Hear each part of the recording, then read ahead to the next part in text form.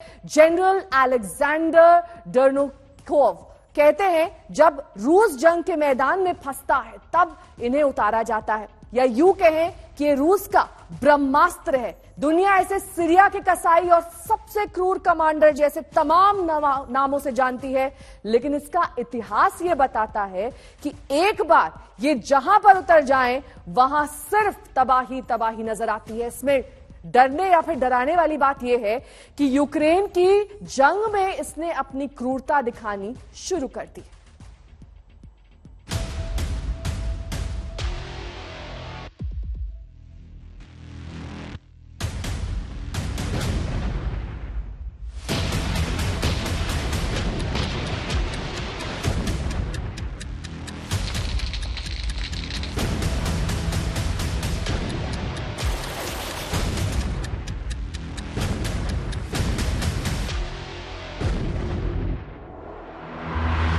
Ukraine को फतह करने का नया मास्टर प्लान।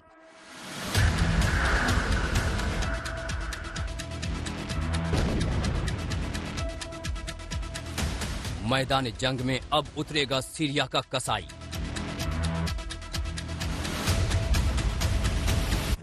सीरिया का कसाई अब बना पुतिन का भाई।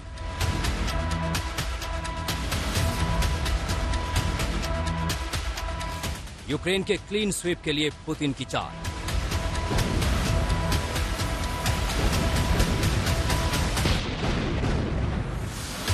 राष्ट्रपति पुतिन ने तैनात किया नया कमांडर।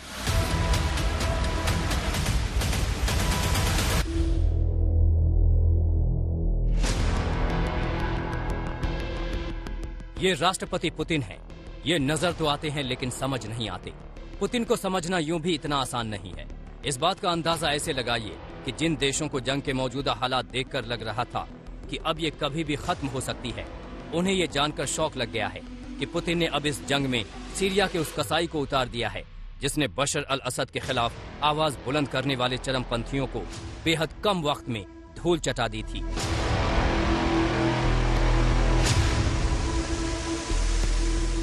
पुतिन के दांव को देखकर लगता है कि वो दुनिया के समीकरण या मौजूदा हालात को देखकर रणनीति तय नहीं करते।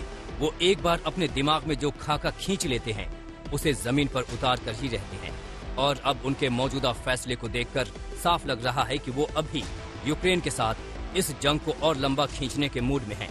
शायद इसीलिए उन्होंने यूक्रेन जंग की कमान अब जनरल अलेक्जेंडर ड्वोर्निकोव को सौंप दी है। अमेरिका के मुताबिक जनरल ड्वोर्निकोव लोगों पर अत्याचार और क्रूरता करने के लिए कुख्यात हैं। पुतिन ने जनरल ड्वोर्निकोव को कमान ऐसे वक्त में दी है जब रूसी सेना पर यूक्रेन में नरसंहार करने का आरोप लग रहा है।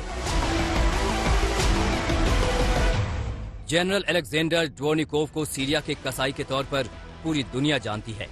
ड्वोर्निकोव को पुतिन ने यूक्रेन के खिलाफ जंग संभालने की कमान ऐसे वक्त में दी है जब रूस यूक्रेन के खिलाफ जंग में कमजोर पड़ता नजर आ रहा है।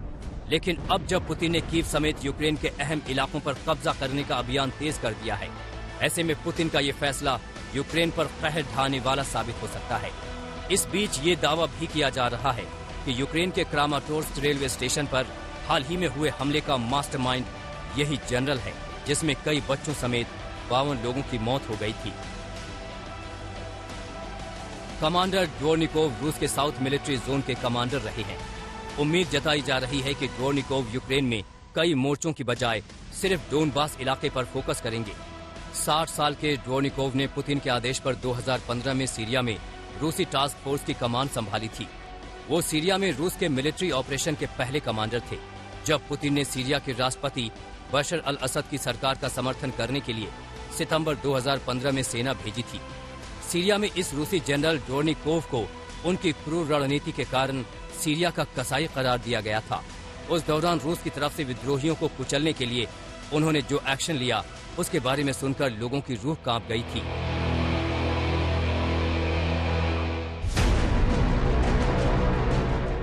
सीरिया की जंग में कोहराम मचाने के बाद साल 2016 में रूसी राष्ट्रपति पुतिन ने जनरल ड्वोर्निकोव को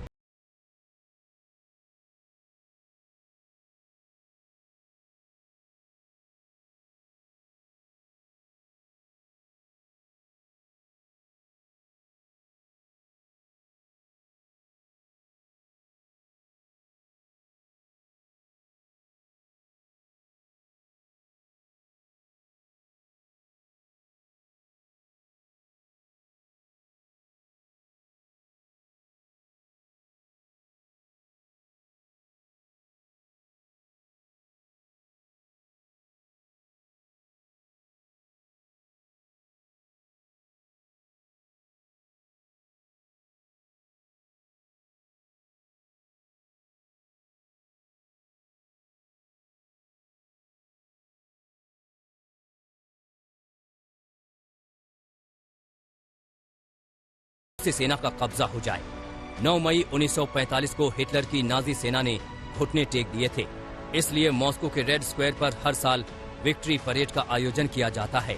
पुतिन इस साल 9 मई को यूक्रेन पर जीत का ऐलान भी करना चाहते हैं। इससे पहले यूक्रेनी सेना के जनरल स्टाफ ने भी दावा किया था कि पुतिन किसी भी हाल में इस जंग को 9 मई तक खत्म करना चाहते हैं। शायद इसीलिए पुतिन ने ये जिम्मेदारी अपने सबसे भरोसेमंद और क्रूर कमांडर को दी है। नाम है जिसका जनरल अलेक्जेंडर ड्वोर्निकोव। आज तक ब्यूरो।